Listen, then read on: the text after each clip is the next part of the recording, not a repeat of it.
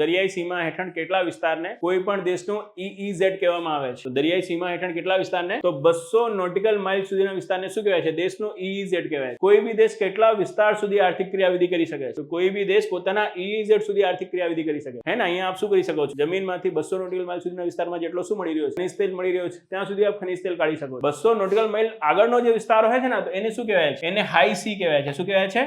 High sea. અને that is known as international territory. એ આંતરરાષ્ટ્રીય ક્ષેત્ર થઈ જાય પછી એમાં બધા લોકોનો અધિકાર હોય. 200 નોટિકલ માઇલ સુધી તો આર્થિક સંસાધનો ઉપર શું છે? આપનું જ અધિકાર છે. એક્સક્લુઝિવ આપનું રાઇટ છે. એક્સક્લુઝિવ આપના અધિકારો છે, માત્ર આપના અધિકારો છે. એટલા જ માટે શું કહેવાય છે? એક્સક્લુઝિવ ઇકોનોમિક ઝોન કહેવાય. રાઈટ? તો આ રીતનું હોય. તો કોઈ બી એક્ઝામમાં આપણે ક્વેશ્ચન પૂછે કે અનક્લોઝ હેઠળ દરિયાઈ સીમાને કુલ કેટલા ભાગમાં વિભાજિત કરવામાં આવે છે? તો 5.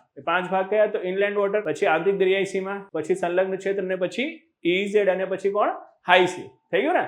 1 2 3 4 અને 5. ઇનલેન્ડ વોટર ક્યાં સુધી હોય છે? તો બેઝ લાઇન સુધી. બેઝ લાઇન થી 12 નોટિકલ માઇલ સુધીના વિસ્તારને શું કહીએ છીએ? આંતરિક દરિયાઈ સીમા. અને બેઝ લાઇન થી લઈને 24 નોટિકલ માઇલ સુધીના વિસ્તારને શું કહીએ છીએ આપણે? સંલગ્ન છે. અને બેઝ લાઇન થી લઈને 200 નોટિકલ માઇલ સુધીના વિસ્તારને શું કહીએ છીએ? EEZ. અને બેઝ લાઇન થી 200 નોટિકલ માઇલ પછીના વિસ્તારને શું કહીએ છીએ? High C.